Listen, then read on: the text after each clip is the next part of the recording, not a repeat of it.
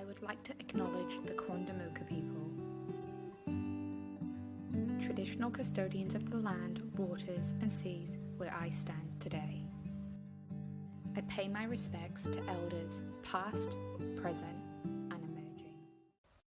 On first glance, Cleveland is largely populated by non-Indigenous individuals, and although some diversity in residents is observed, the presence of Indigenous people is certainly not visible, and the physical location appears dominated by Western culture. Culture is the way in which we see, think and do, and includes our values. My local area is subject to more and more land clearing to allow for continued property development and has resulted in a loss of biodiversity to the local surrounds. The language I hear is English. The faces I see are predominantly white. The supermarkets are busy and the car parks of Christian churches are full. What I observed was the product of colonization, imposed Western traditions which have been normalized for centuries following colonial establishment. As I walked the streets searching for acknowledgement of the Quandamooka people, I came to the conclusion that perhaps the reason for the lack of visible Indigenous people and culture was due to their gradual dispossession to the outskirts of town and over to Stradbroke Island, as Cleveland progressed through the stages of colonization. Cleveland was a town once occupied by First Australians, but today stands as a town well established in privilege and wealth. When nearing the end of town closest to government and council offices, the presence of Indigenous culture was more present.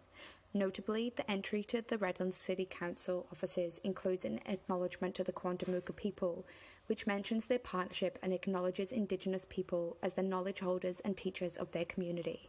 This was nice to see, but I had to ask myself, is an acknowledgement enough? What else are we doing as a local society to ensure the everyday integration of First Australians? The government has recently made efforts in closing the gap with Indigenous people, but other than some acknowledgements and paintings, I found no information relating to what we are doing as a local society. I did not find any information on local services or programs specifically for Indigenous peoples, and this raised concerns for me in regards to how First Australians can put their right to self-determination into practice in the current climate. In other aspects of my environment, Indigenous culture is highly visible, with great efforts made into ensuring this culture is acknowledged and valued.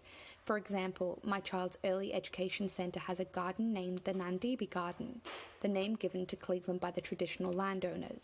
The garden is an interactive area for children to learn about the history of Cleveland, including how the traditional owners of the area would have grown food and cared for the land. In addition to this, the centre creates a whole storytelling experience in the foyer, encouraging children to interact, be curious and inquisitive, and learn through the process of storytelling. The foyer recently included the theme Our Community and focused on diversity and acceptance.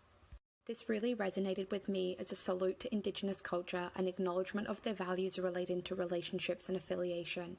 The culture of Indigenous people is to include, accept and connect, believing there is no such thing as strangers, and for my daycare centre, this culture is demonstrated every day.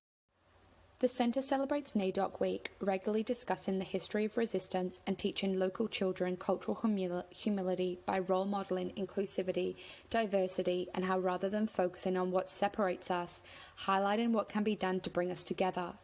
It is this acknowledgement of Australian history and the prolonged commitment to actively valuing the culture of First Australians that will hopefully empower our generations to come to actually close the gap.